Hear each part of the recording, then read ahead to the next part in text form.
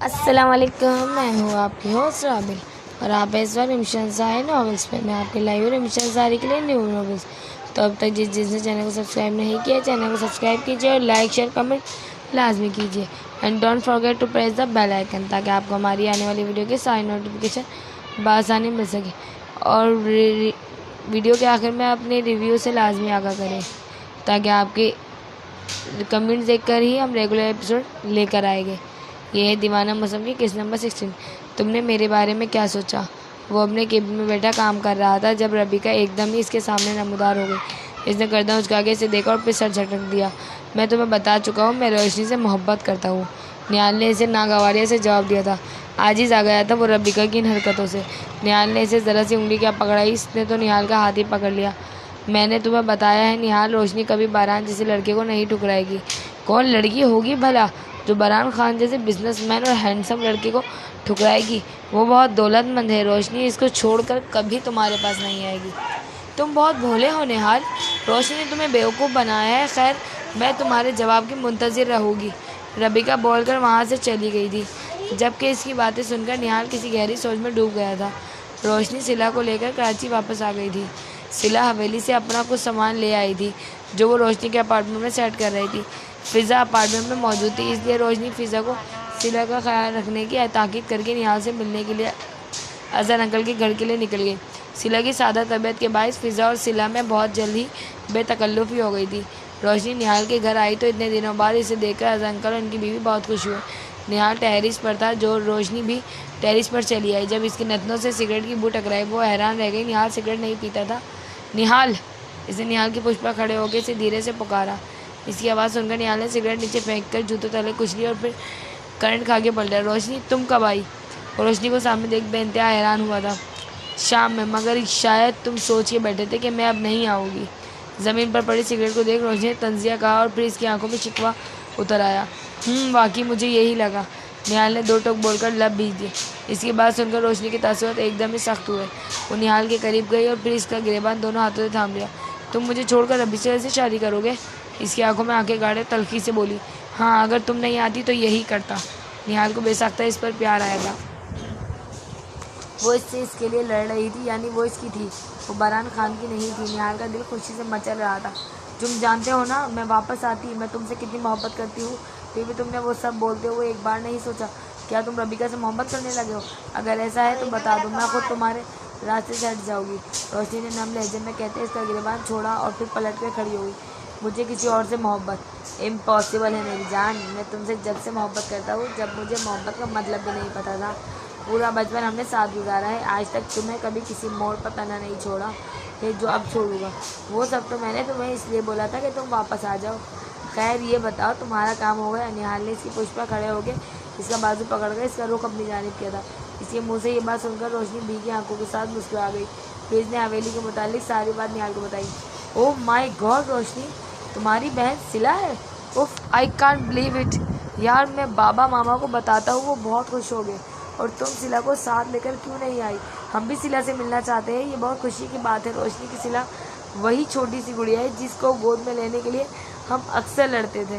निहाल पुरानी बातें याद करके एकदम ही जज्बाती हो गया। मुझे अभी मुनासिब नहीं लगा था, लेकिन मैं कल इसे लेकर आऊँगी।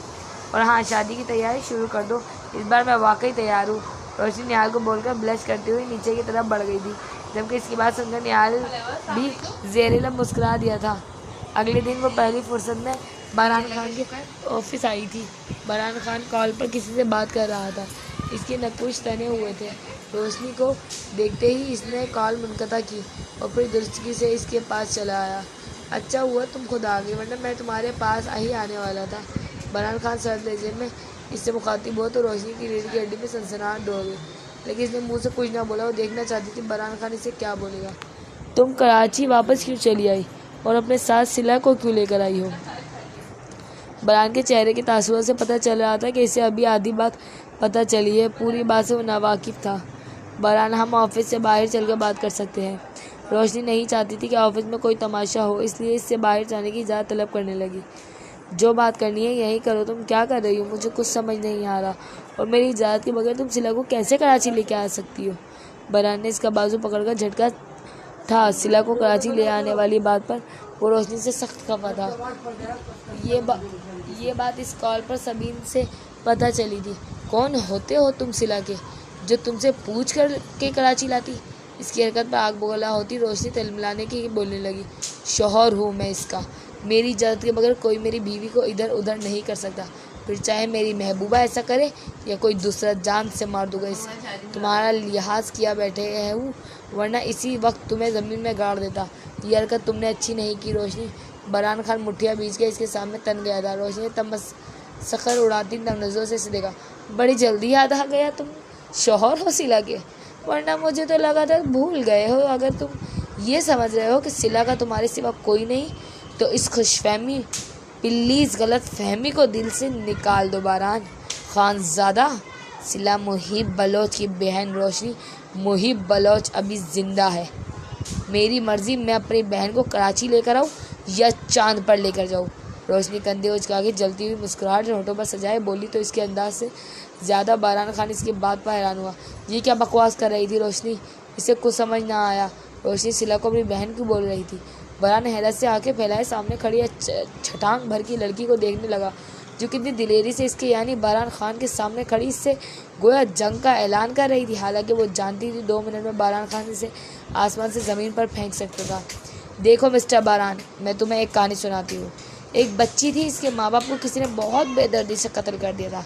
इस बच्ची का बचपन अपने माँ बाप के बगैर गुजरा। बचपन से वो बच्ची ये सोचकर जीती आई थी कि जवान हो के अपने माँ बाप की मौत का बदला लेगी। जब वो जवान हुई तो इससे अपने इंतकाम की फ़िक्र होने लगी। फिर एक दिन इसकी मुलाकात हुई अपने दुश्मन के बेटे से। इसने दुश्मन को ज़हर करने के लिए इसके बेटे से मोहब्बत का नाटक रचा और इससे शादी करने का बहाना लेकर इसके घर यानी हवेली पहुँच गई। लेकिन वहाँ जाके इसे नए इंकशाफात का सामना करना पड़ा। वो ये कि इसके माँ बाप को इन लोगों ने नहीं बल्कि किसी और ने मारा था, और ये भी कि इस घर में जो लावारिस लड़की थी वो इसकी सगी बहन थी। फिर क्या, इसने इंतकाम का इरादा तर्क किया और अपनी बहन को लेकर वापस घर आ गई।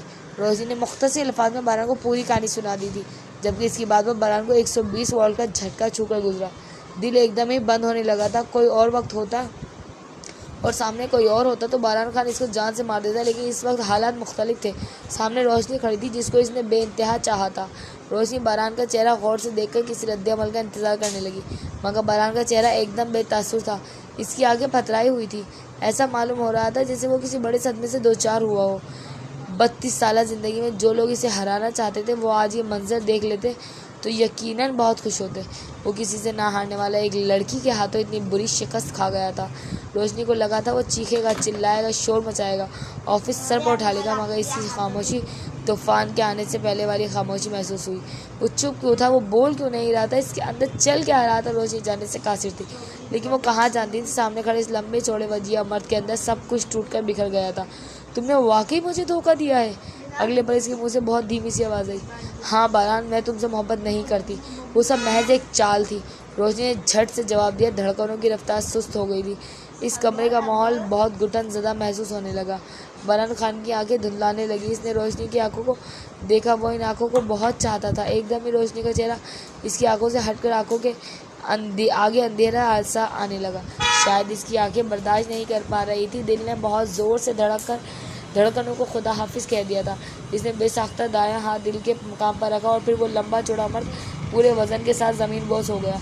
इसके यूं गिरने पर रोशनी बेसाख्ता चीख बुलंद हुई थी। बरहान खान पर इसकी बात का ये असर होगा अगर इसके कभी पता होता तो वो कभी इसके प्यार का नाटक नहीं करती।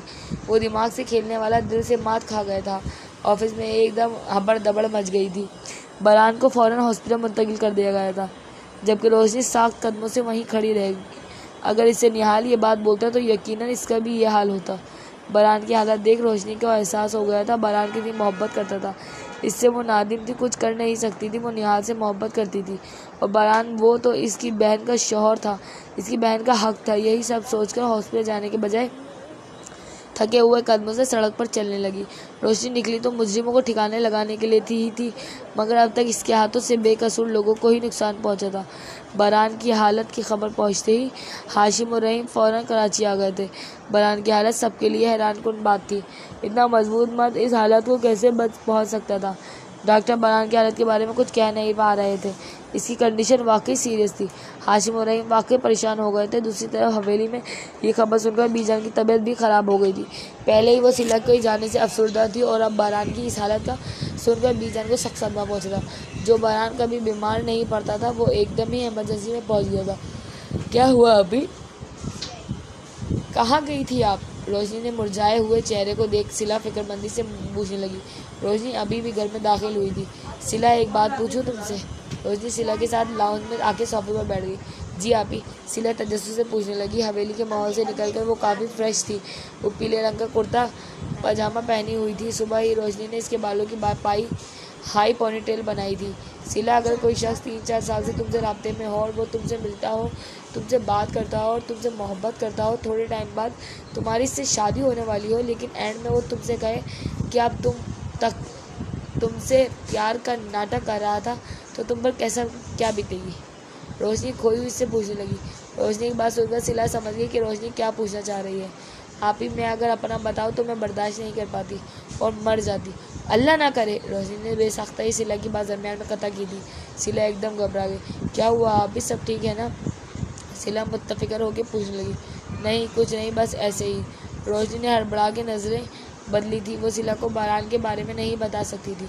जानती थी सिला इसके पास जाने की ज़िद करेगी, मगर सिला और बरहान के लिए रोशनी कुछ और ही सोच कर बैठी हुई थी।